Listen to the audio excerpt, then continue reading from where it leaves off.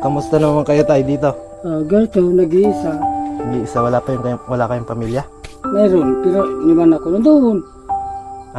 Pinabayaan ka na? Oo.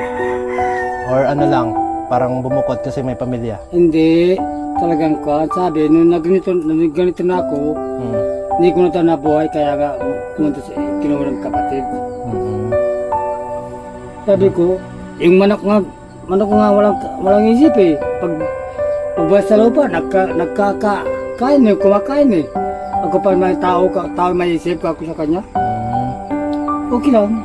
Opo, ganun talaga. Walang magawa. Ganito kabuhayan eh. Kasi ganyan ang binigay ng Panginoon sa atin eh. Nagandang sakit eh.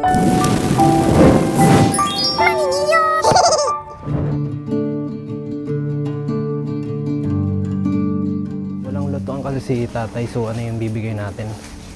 Tinapay, no? Mga tinapay. Bigas, wala. Wala kasi siyang lutuan, tapos mag-isa lang siya dun sa bahay. Kailangan importante. Tingnan natin yung expiration date. Mamaya magkaroon pa tayo ng problema.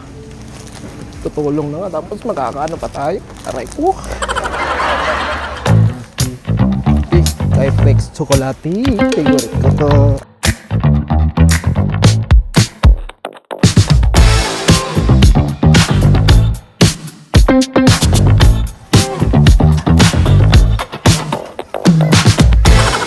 So sa mga mag-sponsor, baka naman. Solar para kay tatay. Check nyo mamaya yung bahay niya.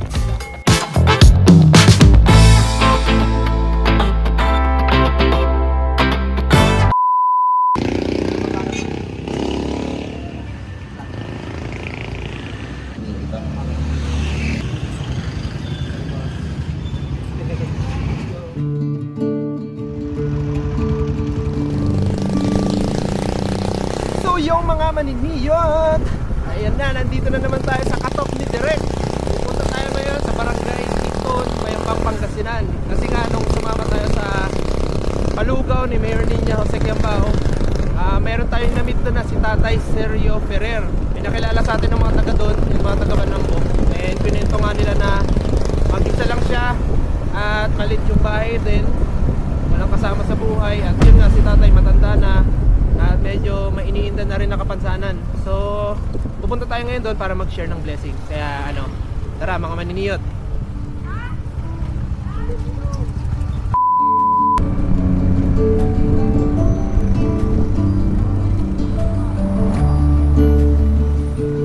Malayo pa yung dito, Barangay Iton. Malayo pa po. Malayo pa. Diretso lang.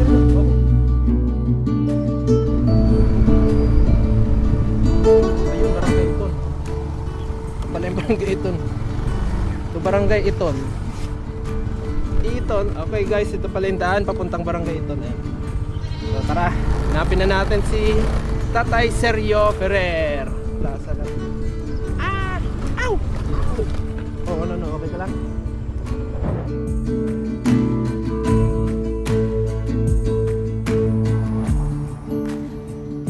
Kamusta po? Ay, tulog pala. Pasensya na, naka-istorbo kami. Nakagalang, nakakutuwang. Ano po, tay, kami po yung kung naalala mo yung pumunta kami, nagpalugaw dun sa may Oo, doon. Oo. Oo, yun. So, ako yung isang nandun yung sinabi nandun. Apo, sige, upo lang po kayo. Upo lang po kayo dyan. Kamusta naman kayo tayo dito? Ganito, nag-iisa. Nag-iisa, wala kayong pamilya? Meron, pero iniwan ako nandoon. Pinabayaan ka na? Oo. Or ano lang, parang bumukod kasi may pamilya? Hindi, talagang ko. Sabi, nung nagganito na ako, hindi ko na ito nabuhay, kaya nga pumunta sa kinuha ng kapatid.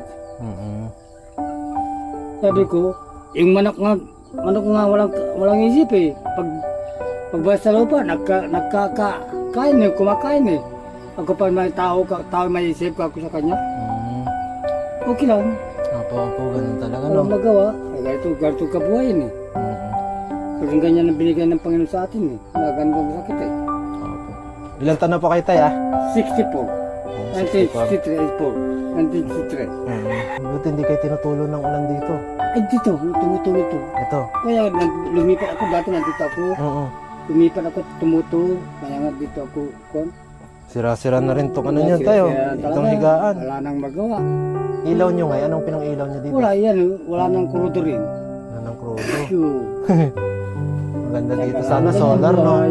Solar sana dito. Kaya lang parang di naarawan yung bubong nyo. Nanaarawan dito. Dito banda, no? Auto. Solar sana. Oo nga eh, yan ang kung sana hihingiling sa... Hindi bale tayo pag ano, pagbalik ko dito. Ikaw yung pala yung nagpalagay ko doon sa Manampong doon sa... Yung nagka-camera. Oo, ikaw pala yung sabi ko, naalala ko. Oh, yun, nakasombrero lang din. Yung... Actually, meron kaming binili ditong mga grocery saka saging para pwede nyo na agad kainin. Daw nakabili ng bigas. So ito na lang po. Tapos bibigyan ko na rin kayo ng pera, pambili ng bigas na lang mamaya. Kaya lang wala kayong paglalagyan nito, sir, no? Ano yan? Gusto ko sana kayo tulungan dito sa bahay niya pero hindi ko pa kaya kasi. Tabi na So, yung mga kaya ko lang muna ang bibigay ko sa inyo, tay. Ito yung pinakabahay ni tatay. Square lang siya. At yun talagang ito lang, oh. Oo, yan Tay, talaga. pasok po ako, tay, ah. Oo, sige. Pasok lang dyan. Walang problema, talagang ganyan. Ayan. May pusa si tatay, oh. Ha? May pusa. Busa sa kabila. Ming, papasok lang ako. Mo kung kakagatin. Yan sa kabila, hindi. Magkinyan, So, mabatan. ito lang talaga siya, oh. Yan. Ganito siya. So, ito, 4 na kanto lang talaga. Din parang tumutumba na rin. Tapos Oo, puro yero lang. taglid na. Kaya, Wala pang bintana. lalo ngayon na 2 linggo ng tag-ulan.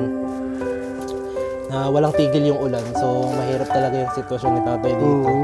Lalo na pag yung bumaha. Kasi putik pa Ito lang bahay itong ba ano. dito? Lubog itong bahay ko kung bumadyan. Lubog talaga dito. Putik to. Oo. Ayan, to yung lagay ni ano ng grocery, mga kainan. Yun. Ito yung bigasan ni tatay na wala na rin laman. Wala laman yung bigasan ni tatay. Tapos wala nang ilaw si Salamat, tatay. sir.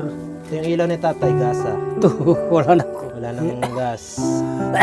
Tapos ito yung bigasan ni tatay, oh. Wala na rin yata. Isang linggo na yan. Na wala nang tubig, kaya wala nang bukin. Bigas. Hindi, wala nang Ay, wala turudo, nang kaya wala akong ilaw. May Isang mabibilan linggo. kayong krudo dyan. Doon sa kabila, doon din. Pupunta doon. So yun, tay, bigyan ko na lang din kayong pera. Iwanan ko kayo ng pera. Salamat, sir. Na pang bigay. Bili nyo na ng bigas din sa krudo. May mga dilata dyan, tay, ah. Opo. Tapos kape. Chicheria, tinapay. Salamat, sir.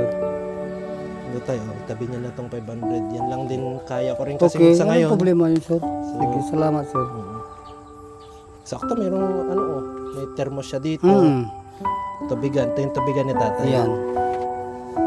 Ito yung tubigan ni tatay na iniinom niya. Kumukuha siya dun sa may poso. Puso. Next time, basta babalik kami dito tayo. Okay, thank you. Makakaasa Salamat, ka, sir. babalikan talaga kita. Opo. So ito yung bahay ni tatay. Babalik tayo sa susunod. Tatay Silvio Ferrer.